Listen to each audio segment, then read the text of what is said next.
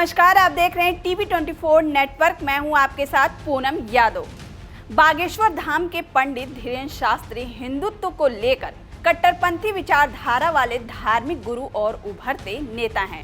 वो अपने तीखे बयानों की वजह से हमेशा चर्चा में रहते हैं। हिंदुओं के त्योहारों पर दोहरे व्यवहार पर तीखे बयान देते हैं। इसी क्रम में धीरेन्द्र शास्त्री बिहार चुनाव से पहले बिहार में एक बड़ा बयान देकर एक बार फिर चर्चा में आ गए हैं। दरअसल पटना के गांधी मैदान में 6 जुलाई 2025 को आयोजित सनातन महाकुंभ में बागेश्वर धाम के पीठाधीश्वर धीरेन्द्र कृष्ण शास्त्री ने हिंदू एकता का आह्वान किया। इस दौरान उन्होंने कहा, मेरा एकमात्र सपना भगवा ए हिंद है। जातिवाद को समाज के लिए खतरा बताते हुए शास्त्री ने बिहार को पहला हिंदू राज्य बनाने की बात कही, जिसने सियासी हलचल मचा दी है।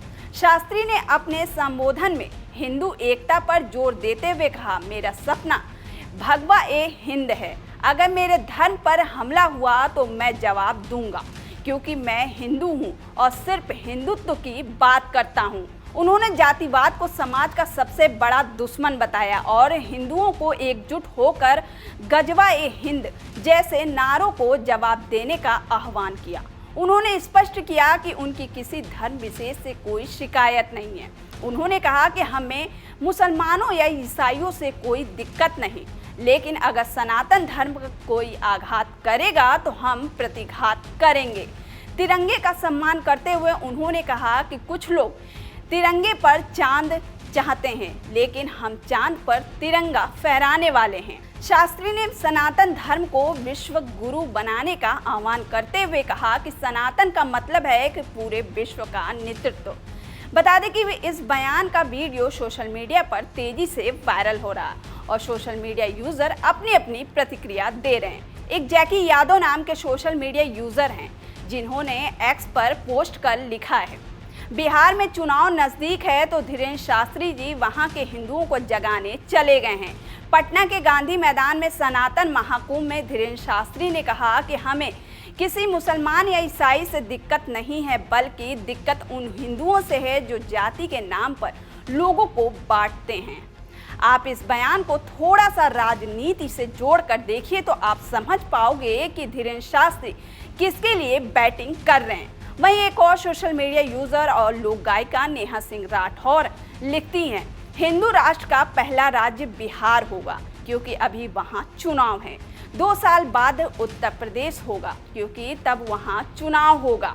धीरेन्द्र शास्त्री बिहार में अपना काम शुरू कर चुका है। आपको बेहद सावधान रहना है।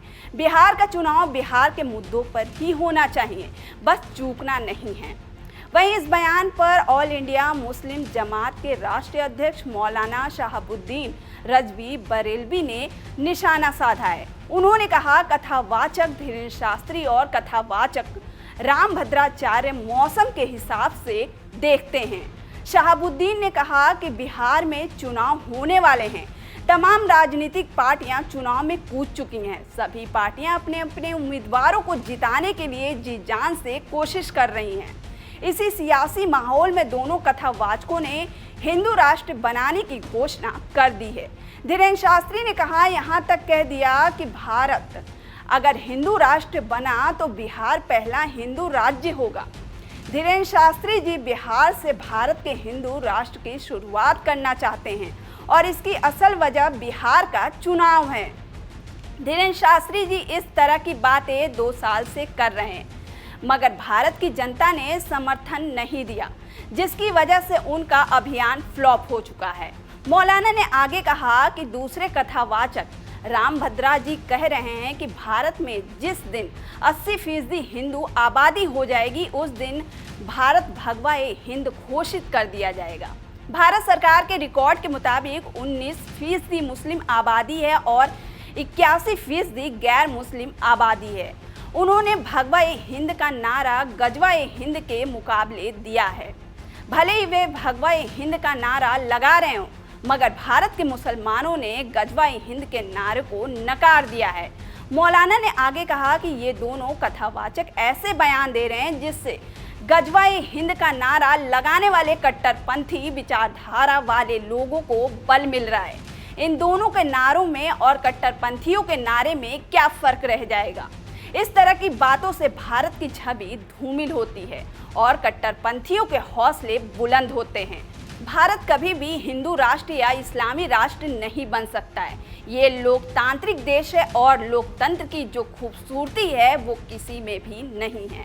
बता दें कि धीरेन्द्र शास्त्री का ये बयान बिहार विधानसभा चुनाव 2025 से पहले सियासी चर्चा का केंद्र बन चुका है। बिहार चुनाव को देखते हुए धीरेन्द्र शास्त्री ने सनातन धर्म को और मजबूत करने के लिए बिहार में पद यात्रा करने का भी ऐलान किया है। उन्होंने कहा है कि हम हिंदुओं को जोड़ कर रखेंगे। बिहार में विधानसभा चुनाव के बाद पद यात्रा करेंगे ताकि इसे राजनीति से ना जोड़ा जाए।